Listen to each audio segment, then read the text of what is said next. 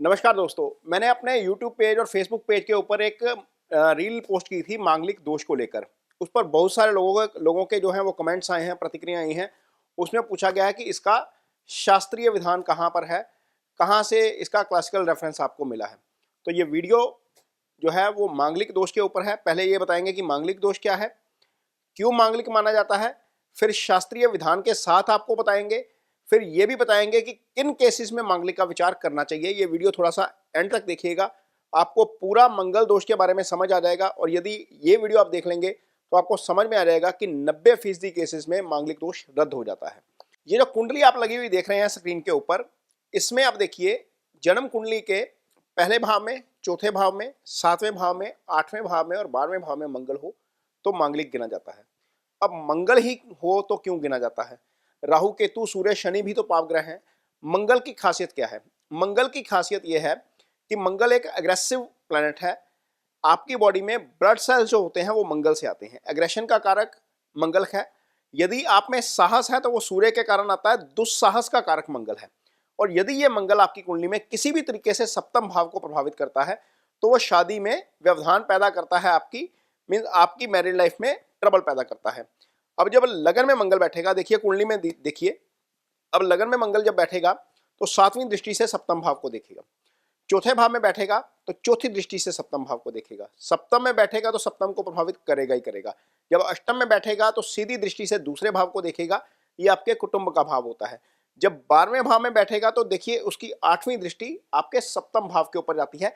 इसलिए मांगलिक का विचार किया जाता है जब हम कुंडली मिलाते हैं। तो ये बेसिकली एक स्टैंडर्ड डेफिनेशन है मांगलिक दोष की, जिसको सभी जानते हैं कि मांगलिक दोष होता है और ज्योतिष में इसकी खास तौर पर चर्चा होती है। ज्योतिष में मांगलिक की तो चर्चा होती है, परिभाषा सबको पता है कि मांगलिक ऐसे होता है। पहले चौथे 7वें 8वें और 12वें भाव में मंगल हो तो मांगलिक हो जाता है। लेकिन हमारे जितने भी शास्त्र हैं, चाहे मुहूर्त चिंतामणि की बात कर ली जाए, दीपक मुहूर्त की बात कर ली जाए, मुहूर्त दीपक की बात कर ली जाए, किसी भी शास्त्र की बात कर ली जाए, उसमें क्लियर बताया गया है कि मांगलिक दोष किन हालातों में रद्द हो जाता है, यानी कि मांगलिक दोष लगता ही नहीं है।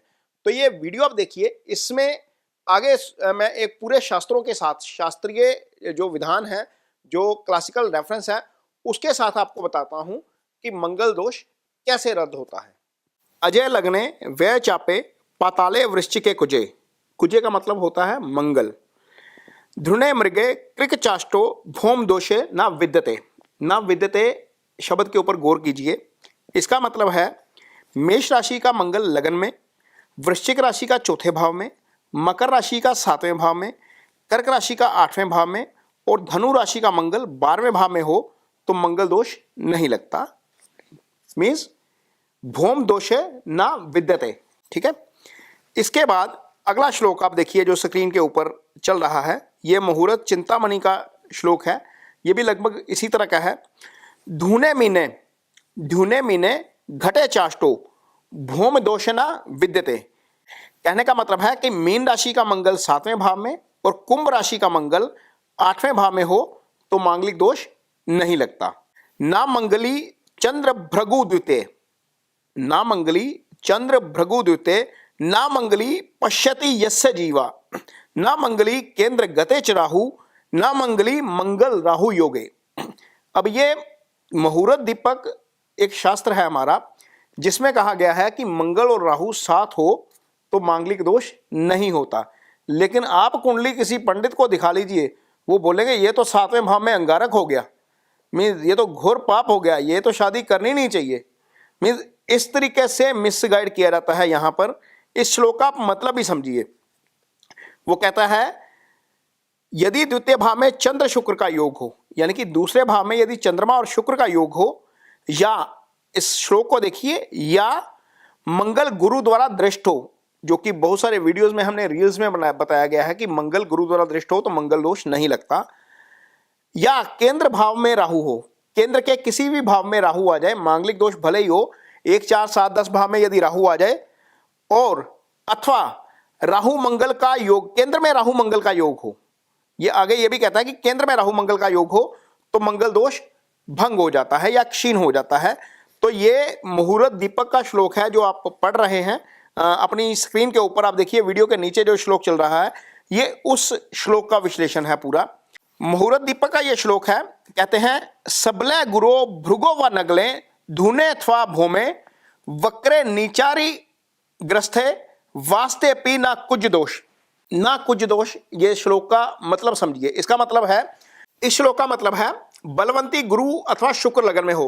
अब शुक्र और गुरु यदि लगन में होंगे तो बलवंती ही होंगे, क्योंकि यहां पर आकर दिग्बली हो जाते हैं, मजबूत हो जाते हैं।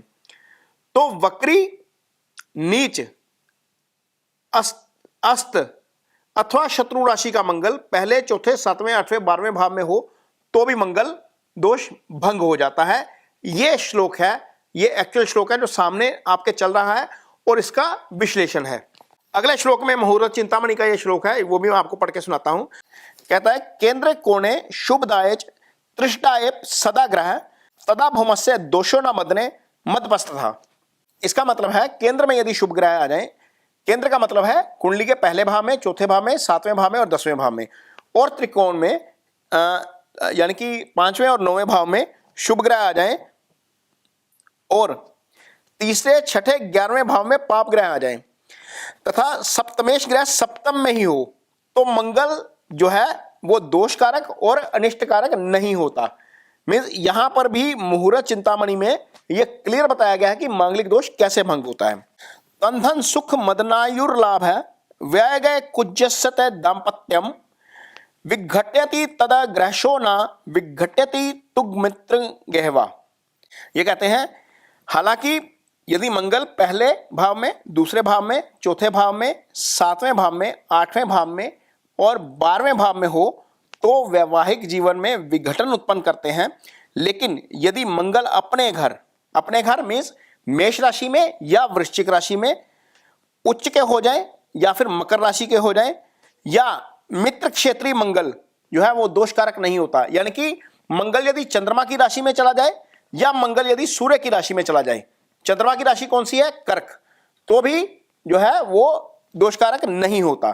तो यहां पर जो ये श्लोक है, ये मुहूर्त चिंतामणि का श्लोक है, जिसमें क्लियर बताया गया है कि मित्र राशि, इसको आप नेगेटिव एस्ट्रोलॉजी समझना चाहते हैं तो आप नेगेटिव एस्ट्रोलॉजी के लिहाज से इसको नीच राशि मान सकते हैं। लेकिन यदि हम इसको पॉजिटिव एस्ट्रोलॉजी से देखेंगे तो ये आपकी जो राशि निकलेगी आपकी, वो निकलेगी आपकी मित्र राशि, क्योंकि वो कर्क राशि चंद्रमा की राशि है।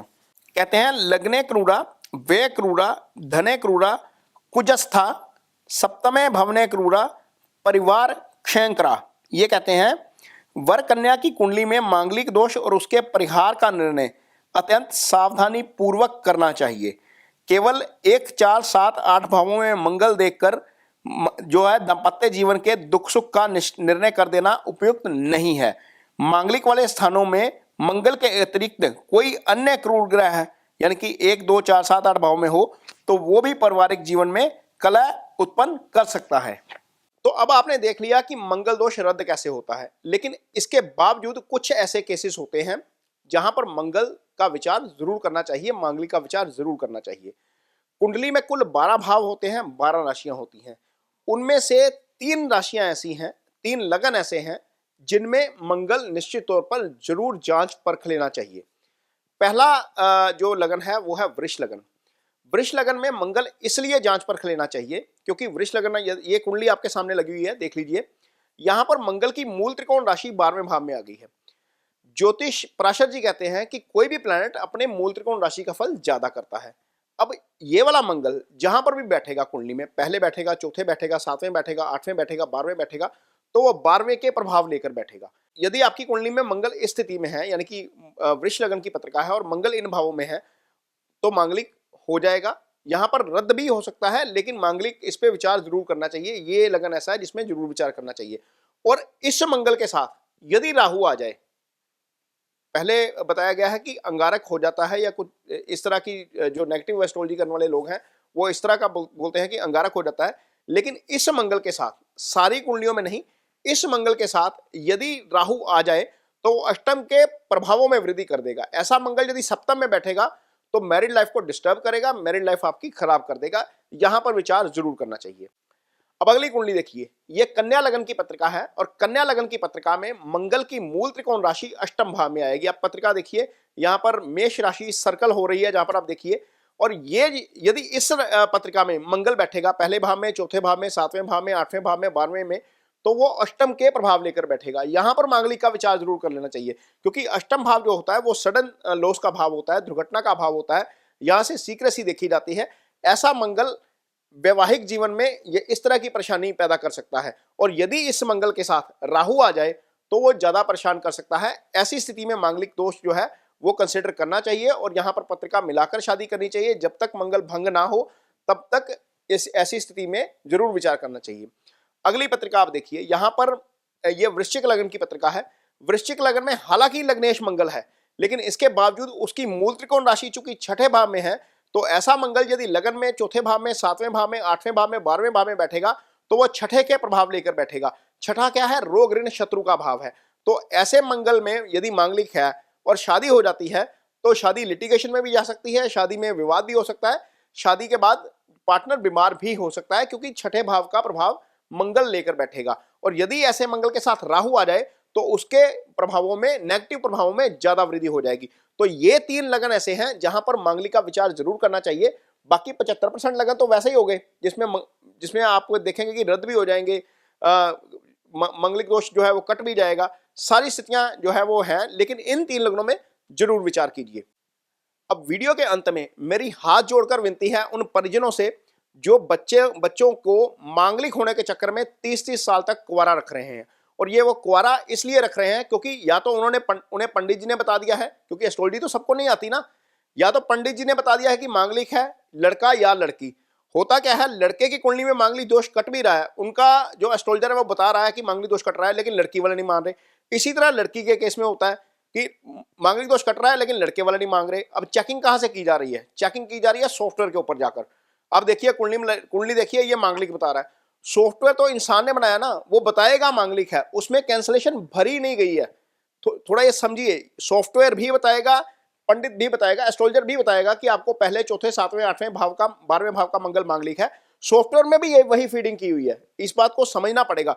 इसी चक्कर में पेरेंट्स अपने बच्चों को कुंवारा रख रहे हैं, ये मत करिए।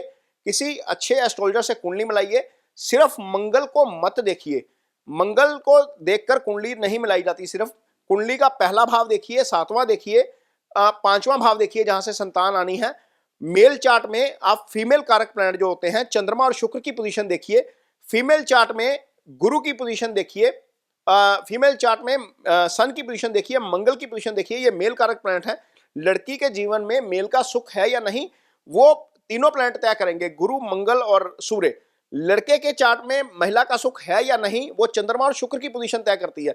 सिर्फ मंगल देखकर हम निर्णय कर लें, ये थोड़ा सा गलत हो जाता है। ये देखिए इसके बारे में शास्त्र क्या कहते हैं। यहां पर ये शास्त्र का कोट है जो स्क्रीन के ऊपर आप देख रहे हैं। शास्त्र में भी यही कहा गया है कि मंगल दोष को जो है वो बिल्कुल सोच विचारना चाहिए, लेकिन सिर्फ मंगल दोष को ही नहीं विचारना चाहिए। बाकी अन्य एस्पेक्ट्स जो हैं, जो मैरिड लाइफ के लिए जरूरी हैं, या जो प्रभाव जरूरी है, जो ग्रह जरूरी है, जो भावों का स्वामी जरूरी है, जो कारक जरूरी है, वो जरूर देखने चाहिए।